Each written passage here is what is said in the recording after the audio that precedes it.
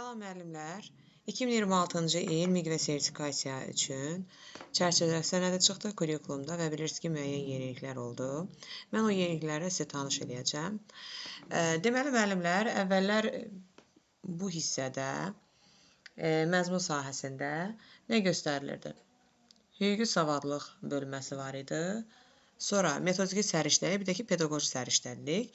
İndi artıq hüquqi savadlıq hissəsi, demək olar ki, yəni kurikulumda birinci fəsil çıxarılıbdır, 180%, amma onun içərisində müəyyən hissələr saxlanılmaq şərti ilə.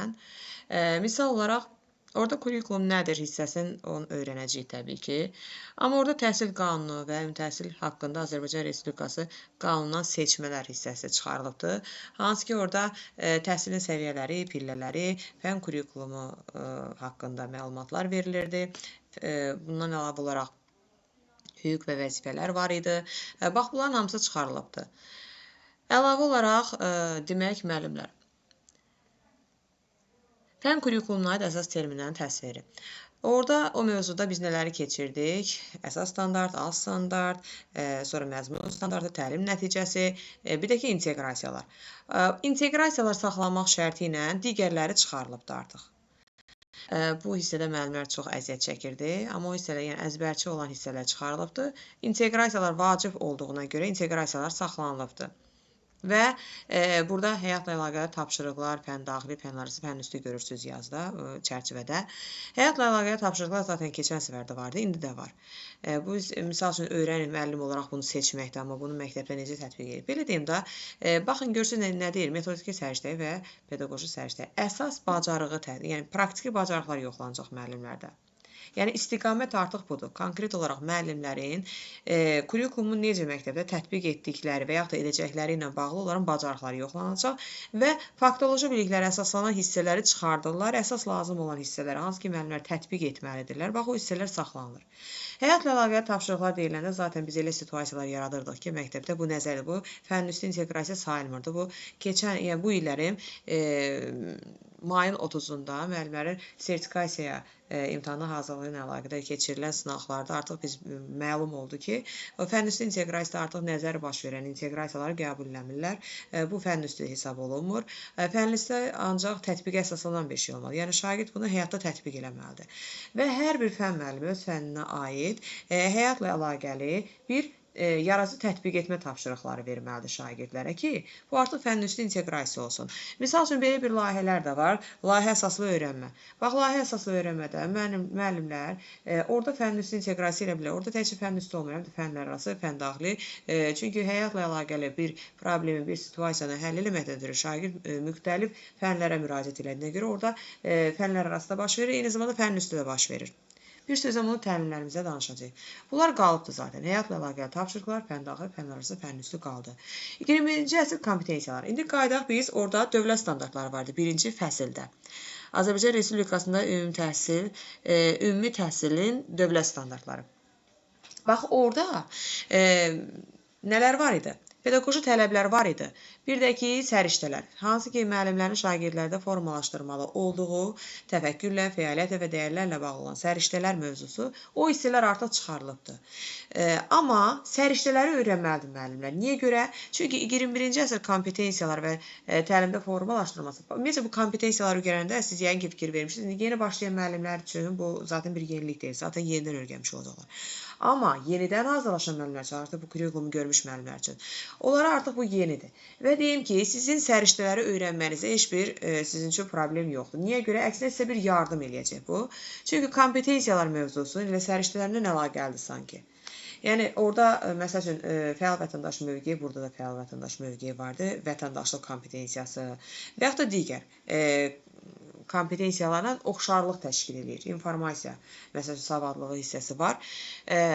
Yəni, kompetensiya o dövlət standartları mövzusu çıxarılıb, tamam pedaqoji tələblər çıxarılıb, artıq siz onunla bağlı düşməyəcək, 9 pedaqoji tələb idi.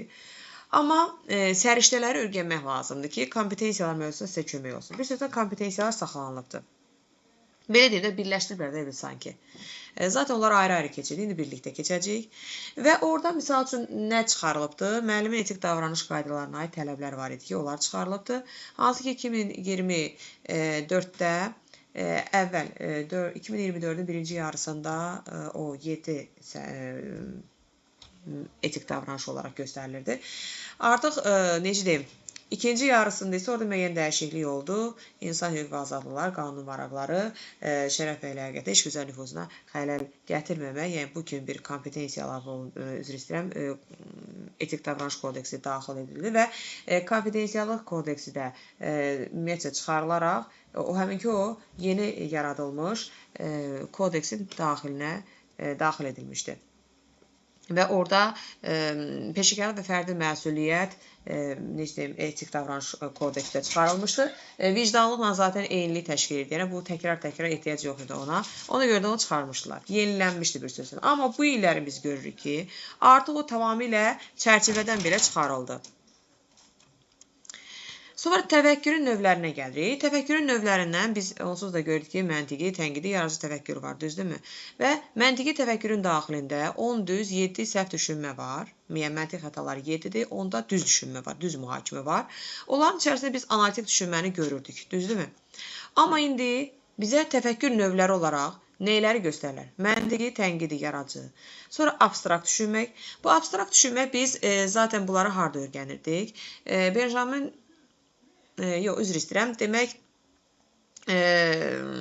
Jean Piaget'in nəzəriyyəsində, zehni inkişafı nəzəriyyəsində orada qeyd olunurdu şagirdin müəyyən bir mərhələdə abstrakt düşünməsi. Əlavə olaraq Howard Gardner'in çoxnövlü intellekt nəzəriyyəsini biz keçirdik ki, 8 intellekti göstərdi və Time da bizə əlavə olaraq eksistensial intellekti göstərir ki, həmin bu eksistensial intellektli insanın abstrakt düşünməsindən danışırdı.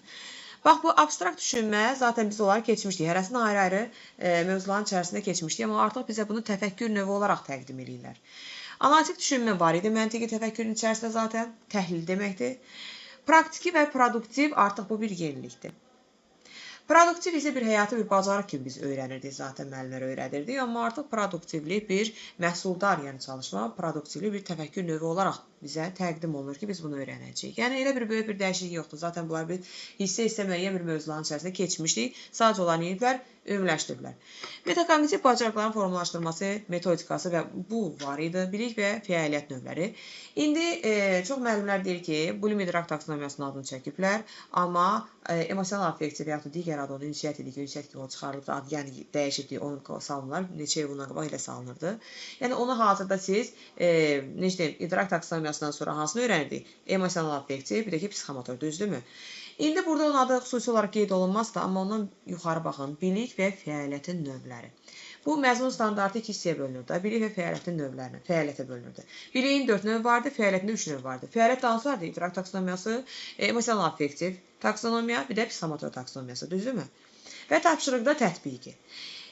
İndi burada xüsusi olaraq Bloom idrak taksonomiyasının adını çəkiblər, amma emosional affektivlə və psixomotorun adını çəkməsələr də bilə, amma baxın, ümumi şəkildə qeyd olunur. Yəni, bunu öyrənməliyik. Bilik və fəaliyyətin növləri tapşırıqlarda tətbiqi. Aydın bu verilibdir. Da artıq onun adını çəkməyə ehtiyac yoxdur. Zaten bilir ki, fəaliyyətin növləri hansılar idi. Amma Bloom idrak taksonomiyası niyə görə xüsusi çəkiblər? Bunda bir sual ortalığa çıxırsa. Çünki Bloom idrak taksonomiyasının çox mühüm bir taksonomiyadır. Deyim ki, bütün standartların feillərində onun mərhələlərin feilləri qoyulur. Qiymətləndirmə meyarımız, bax, misal üçün biz planlaşdırmamız nəyə əsas edilir? Metodik vəsaitə. Metodik vəsaitdə nəyə baxırıq? Məzmun standartına. Və alt standartı götürük, hara yazırıq? İllik planlaşdırmaya. İllik planlaşdırmaya əsasən nəyə yazırıq? Gündəlik planlaşdırmaya. Alt standartı oradan götürürük. Və qiymətləndirmə, təlim nəticəsini çıxardırıq və qiymətləndirmə meyarda hardan çıxır? Təlim nəticəsindən və yaxud da alt standartın özünü təlim nəticəsi kimi götürə bilsə, alt standartın sonundakı feili, idrak taksonomiyasının feilidir ki, biz onu qiymətləndirmə meyarı kimi götürürük. Yəni, böyük bir iş idrak taksonomiyası üzərində quruldu. Təbii ki, bunun adı xüsusi olaraq qeyd olunacaq. Və bir çox mövzuların daxilində idrak taksonomiyasından biz hissə danışırıq, amma idrak taksonomiyasını zaten ümumi şəkildə biz keçirik.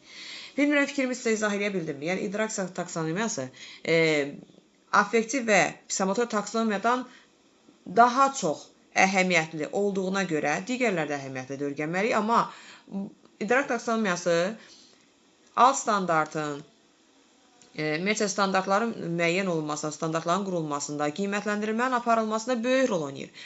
Hətta biz görürsünüz, nə deyirik? Qiymətləndirmə meyarları, yəni təlim nəticəsində sonundakı feillər Limon idrak taksonomiyası feilləri olmalıdır, dinamik feillər olmalıdır. Dinamik feillər o demək ki, ölçülə bilən olmalıdır.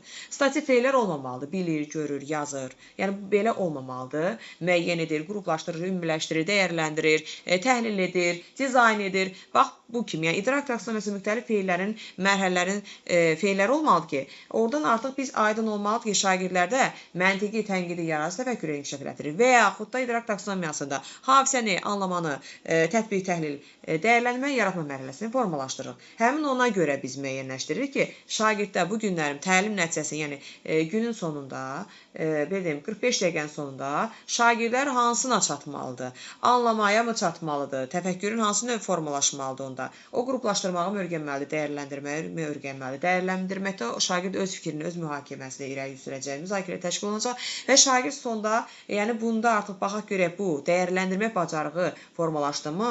Biliklə yanaşı bacarıq da formalaşdırır. Bax, ona görə idrak taksonomiyası önəmli olduğuna görə onu xüsusi qeyd edilir. Amma bu o demək deyil ki, biz affektiv və psixomotor taksonomiyalarda öyrənməyəcəyik. Çünki, baxın, bilik və fəaliyyətin növləri, tapşırıqda tətbiqi. Bu öyrəniləcək.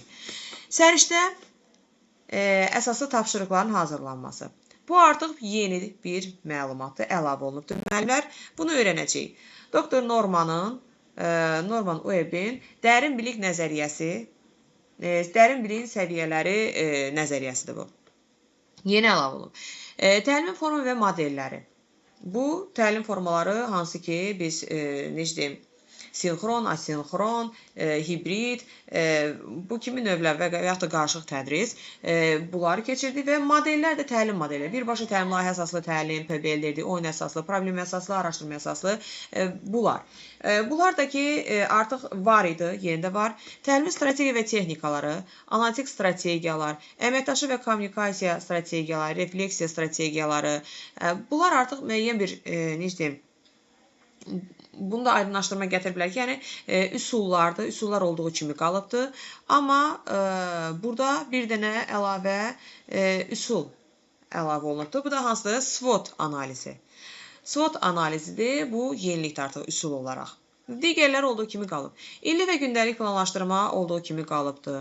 Şagirdin interaktiv təlimin təşkili, hansı ki problemin qoyulması, şagirdin cəlb olunması, sualca və əməkdaşlıq, refleksiya, yəni dərsin mərhələlərini keçirdik. Biz onun əsas dediyi hansını bizdən soruşdular? Motivasiya mərhələsi, bir də refleksiya mərhələsi, bir də sualca prosesi. Qalan mərhələlər tədqiqatın aparılması, məlumat mübadiləsi, məlumat müzakirəsi, bundan danışılmır. Ancaq bizdən lazım olan nəyə soruşur? Motivasiya, refleksiya, sualca prosesi. İnteraktiv təlimin təşkili. Müəllim fasilitasiya bacarıqları vardır. Burada biz nəyə görürük? İnklüzivlik və diferensial yanaşma. Bax, bunu biz yaxdan ayrı mövzu kimi keçirik. Artıq bunu birləşdirib, fərdiləşdirilmiş təlim adında bunu birləşdiriblər sadəcə. Yəni, bu bir yenilik deyil. Sadəcə bunlar hissə parçaydı, birləşdiriblər. Sonra öyrənmə tərzləri var idi.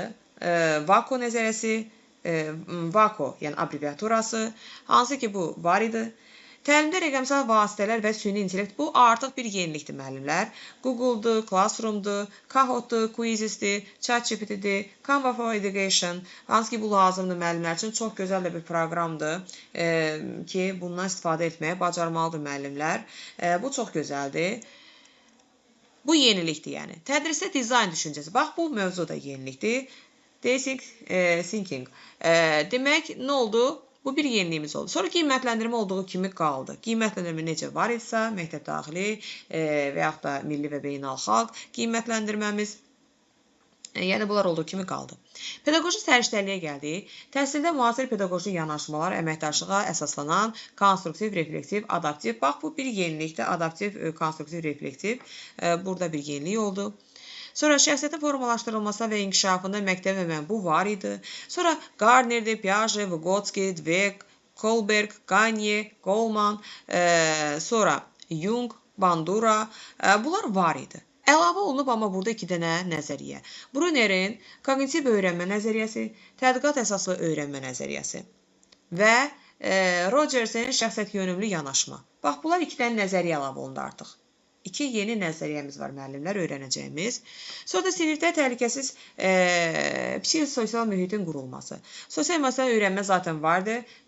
Keysel modeli deyəs ki, bunu görməmişdim. Bu necə deyim, mündəricət hissəsində yazılmasa da, amma mövzunun içərisində var idi. Bu bir təkərdir da, bir dairə bir şəklində problemi həll etməkdən ötürü orada məsələn o Keyselin demək Keysel haqqında danışılır. Sosial məsələ öyrənmə var idi, təlim modeli kimi. Təlim prosesində səmərəli öyrənmə mühitinin qurulmasının tələbləri və ya üstünlüklər bu zaten vardı. Pozitiv intisam və bərpacı yanaşma.